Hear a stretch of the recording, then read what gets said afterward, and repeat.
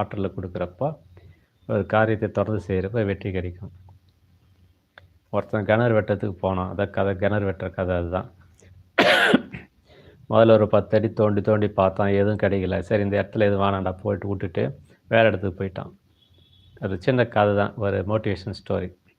இன்னொரு இடத்துக்கு போயிட்டு தோண்ட ஆரம்பிக்கிறான். அங்க ஒரு தோண்டி தோண்டி பார்த்தான். 15 அடி தோண்டுனான், 20 அடி தோண்டுனான். ஒண்ணுமே கிடைக்கல. போடா என்னடா இங்கேயும் தோண்டுனாலும் கிடைக்கல, அங்க 10 அடி தோண்டுனும் கிடைக்கல.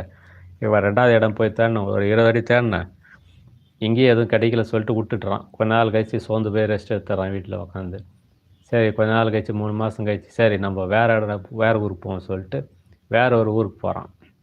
அந்த ஊர்ல போயிட்டு, இந்த வாட்டி 30 அடி தோண்டுனான்னு சொல்லிட்டு உட்காந்து தோண்டுறான். 30 அடி தோண்டுறான். அப்போ தண்ணி கிடைக்கல.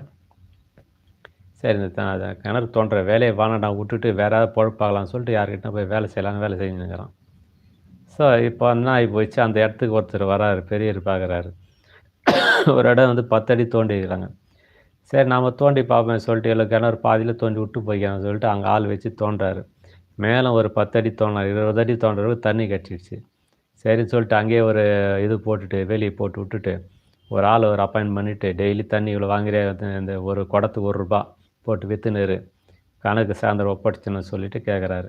சொல்லிட்டு நம்பிக்கையான ஆள் போட்டு போகிறாரு. எவ்வளோ விற்கிறான்னு விற்றுட்டு கணக்கு எழுதிட்டு கரெக்டாக சாயந்தரம் ஒப்படைச்சிட்டு போகிறாங்க. மாதத்துக்கு ஒரு அந்த இடம் வேலை செய்கிறதுக்கு ஒரு சம்பளம் கொடுத்துட்றாரு. 2வது இடம் போனால கிணறு தோண்டினால 15 அடி அங்கே தோண்டி பார்க்குறாரு. 30 அடி தாண்டோன்னே ஒரு தங்கம் தோண்டிகிட்டே கீழே பார்த்தீங்கன்னா ஒரு புதையல் கிடைக்குது. அடடா இவன் 15 அடி தோண்டினானா, இன்னும் ஒரு 15 அடி தோண்டியிருந்தானா புதையல் கிடச்சிருன்னு சொல்லிட்டு அந்த புதையலையும் எடுத்துக்கிட்டு அதை வச்சு 3வது இடத்துக்கு தேடி போகிறப்ப அந்த இடத்துல 20 அடி தோண்டியிருப்பான். தோண்டிட்டு விட்டுரு 30 அடி தோண்டினான் இல்லையா 3வது இடம். சரி அந்த இடத்த தோண்டி உள்ளே போய் பார்க்குறப்போ அது பார்த்தீங்கன்னா வைரம் கிடைக்குது. ஆஹா இவ்வளோ தூரம் தோண்டிட்டு 30 அடி தோண்டினா ஒரு 5 அடி எக்ஸ்ட்ரா தோண்டுவார். 5 அடி தான் தோண்டார், உள்ளே பார்த்தா வைரம் கிடைக்கும். அடப்பா அரைகுறையா 3 இடத்துல அங்கங்கே தோண்டிட்டு விட்டுட்டு போய்க்கிறானே, ஒரு இடத்துல நின்று நிதானமாக தோண்டியிருந்தானா தண்ணி கிடச்சிருக்க முதல் இடத்துல, 2வது இடம் கிடச்சிருந்தா புதையல் கிடச்சிருக்கான். அதுவும் விட்டுட்டு 3வது இடம் வந்தானே, அங்கேயாவது இன்னும் தொடர்ந்து தோண்டிகிட்டே இருந்ததுனா வைரம் கிடச்சிருக்கும். அந்த வைரம் இருந்தாலும் எடுத்துக்கிட்டு என்ன பண்ண சொல்லிட்டு 3வது கிணறு பக்கத்திலே ஒரு வீடு கட்டார். அந்த வீட்டுக்கு பேர் வந்து என்ன வச்சாங்க தெரியுமா, கிணத்து வீடுன்னு வச்சாங்க பேர்.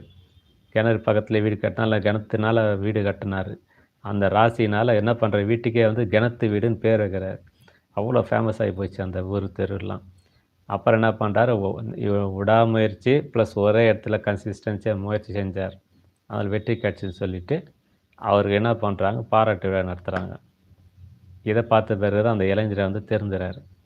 நாமளும் இதேமாரி பண்ணியிருக்கலாமே, நம்ம அவசரப்பட்டு ஒரு இடத்த விட்டு இன்னொரு இடம் மாற்றி மாற்றி போயினே இருந்தோம். கடைசியில் எங்கேயுமே போய் அந்த பெனிஃபிட்டே அனுபவிக்க முடியல. அதில் கொஞ்சம் இதில் கொஞ்சம், இதை கொஞ்சம் விட்டு இன்னொரு ஃபீல்டு.